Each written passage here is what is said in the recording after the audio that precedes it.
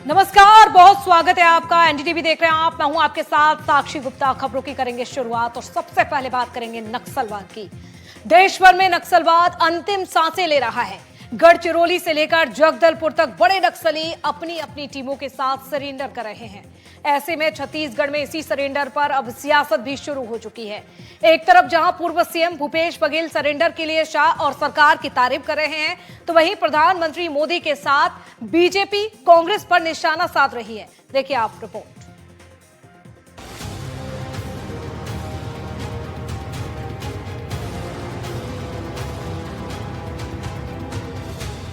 छत्तीसगढ़ में शुक्रवार का दिन ऐतिहासिक रहा।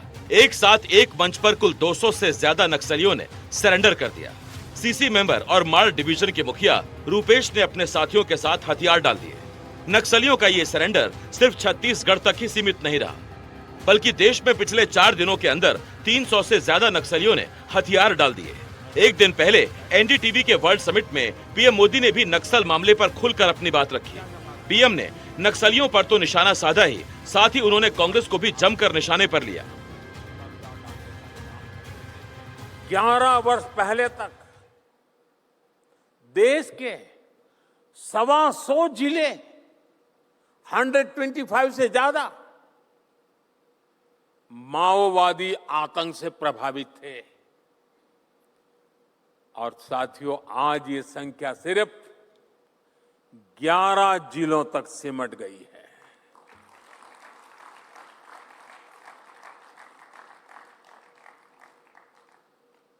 आप जानते होंगे कितना कुछ करना पड़ा होगा,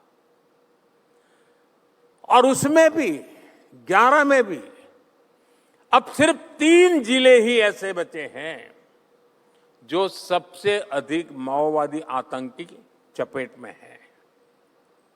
साथियों, बीते दशक में हजारों नक्सलियों ने हथियार डाले हैं। मैं आपको पिछले 75 घंटों का आंकड़ा देता हूं, ओनली 75 आवर्स। मैं जानता हूं ये मीडिया का मेन न्यूज नहीं है, लेकिन मेरे जीवन का एक बहुत बड़ा संतोष का विषय है। इन 75 घंटों में 303 नक्सलियों ने सरेंडर किया है। कांग्रेस के शासन में जो अर्बन नक्सलों का जो इकोसिस्टम है, ये जो अर्बन नक्सल है, वो कुछ तरह ऐसे हावी थे, आज भी है। माओवादी आतंक का कोई भी घटना देश के लोगों तक न पहुंचे, इसके लिए वो बहुत बड़ी सेंसरशिप चलाते रहते हैं। वो हमारे देश में आतंकवाद की इतनी चर्चा होती थी, आर्टिकल 370 पर डिबेट होती थी, लेकिन हमारे शहरों में जो कांग्रेस के राज में पनपे हुए अर्बन नक्सली बैठे थे,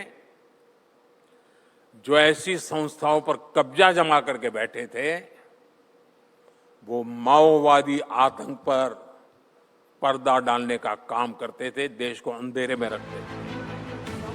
एक तरफ पीएम मोदी अर्बन नक्सलियों के मामले में कांग्रेस को निशाने पर ले रहे थे, तो वहीं कांग्रेस के बड़े नेता और छत्तीसगढ़ के पूर्व सीएम भूपेश बघेल अलग ही अंदाज में नजर आए। भूपेश ने सोशल मीडिया प्लेटफॉर्म एक्स पर रमन सिंह के कार्यकाल पर तो हमला बोला, लेकिन साथ ही ये भी कहा कि नक्सल के खिलाफ अभियान उनकी सरकार में तेजी से आगे बढ़ा और इसमें उन्हें केंद्रीय गृह मंत्री अमित शाह का साथ मिला। बघेल ने लिखा, 2018 में हमारी सरकार आने के बाद पहली बार नक्सल उन्मूलन नीति बनाई गई। बड़ी संख्या में कैंप खोले गए, सड़कें बनी, स्कूल की घंटियां गूंजे और हमने नक्सलियों की मांद में घुसकर उन्हें चुनौती दी। केंद्रीय गृह मंत्री अमित शाह का इस लड़ाई में सहयोग रहा और हमने इसे देश की साझा चुनौती के तौर पर लिया। मुझे खुशी है कि केंद्रीय गृह मंत्री के साथ प्रदेश सरकार पहले की तरह हमारी विश्वास, विकास, सुरक्षा की नीति को सूत्र बनाकर आगे बढ़ी है। बघेल ने भले ही रमन सिंह सरकार के कार्यकाल पर निशाना साधा, लेकिन शाह की तारीफ की। इसके बाद बीजेपी ने बघेल पर तंज कसा। मंत्री केदार कश्यप ने लिखा, तारीफ के लिए शुक्रिया भूपेश बघेल जी, बस ये स्पष्ट कर देते कि आपकी ये निजी राय है या कांग्रेस का ये अधिकृत बयान है। आपकी पार्टी के प्रवक्ता कल ही इसे एक इवेंट मात्र कह रहे थे। फिर आपकी पार्टी के प्रदेश अध्यक्ष असली नकली नक्सली का प्रश्न पैदा कर हमेशा की तरह इस लड़ाई को कमजोर करने में अपनी भूमिका निभा रहे थे।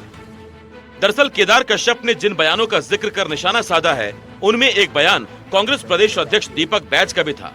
बैज ने लगातार हो रहे सरेंडर पर सवाल उठाए थे। देखिए, अगर ओरिजिनल नक्सली सरेंडर करते हैं तो सबके लिए अच्छा है, लेकिन कहीं ऐसा तो नहीं कि आदिवासियों को नक्सली बताकर सिर्फ नाम से सरेंडर किया जा रहा है। क्योंकि जो नक्सल नीति पे हमारी कांग्रेस की सरकार ने पिछले समय काम किया कि अगर सरेंडर किए हैं तो सबका प्रोफाइल सार्वजनिक करिए आप, कि कौन सा नकली किस केस नक्सली किस केस में कब एफआईआर हुआ था, कौन सा धाराएं लगी थी, वो किस गांव का है, सब प्रोफाइल जारी करिए। कम से कम ये भी तो पता चले पारदर्शिता तरीका से। तो वो सरकार कांग्रेस पर निशाना साध रही है तो वहीं कांग्रेस सरेंडर पर सवाल पूछ रही है। लेकिन इस बीच बघेल का शाह और सरकार की तारीफ करना सवाल उठा रहा है कि क्या कांग्रेस में सरेंडर को लेकर एक राय नहीं है। खैर, जो भी हो, ये तो साफ है कि देश से नक्सल तेजी से साफ हो रहा है। अब सियासत अपनी जगह है और हकीकत अपनी जगह। Bureau report, NDTV.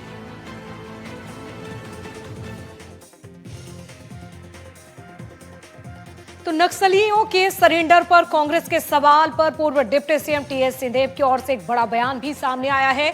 सरेंडर करने वालों ने सिर्फ हथियार डाले हैं, ये उन्होंने कहा। बस्तर में जिस तरह से 210 नक्सलियों के सरेंडर को लेकर कांग्रेस लगातार अब सवाल उठा रही है, तो वहीं पूर्व डिप्टी सीएम टीएस सिंहदेव ने कहा कि सरेंडर करने वालों का कहना है कि उन्होंने हथियार डाले हैं, उनका विरोध लेकिन अभी भी जारी रहेगा। तो टीएस सिंहदेव की ओर से ये बयान, और ऐसे में अब सियासत भी शुरू हो चुकी है। तकलीफ की बात नहीं है, और हिंसा का रास्ता जितने लोग छोड़ें देश के अंदर उतना अच्छा देश के वातावरण के लिए है। जो सरेंडर की बात आ रही है, ये कांग्रेस ने नहीं कही, ये नक्सली जो जिन्होंने हथियार अपने डाले उनने कहा कि हम सरेंडर नहीं कर रहे हैं। उनके बयान में देख रहा था, मीडिया में उनके बयान देख रहा था, उनके बस्तर क्षेत्र के जो एक प्रमुख थे वो ये कह रहे हैं कि हमने सरेंडर नहीं किया, हम हथियार डाल रहे हैं।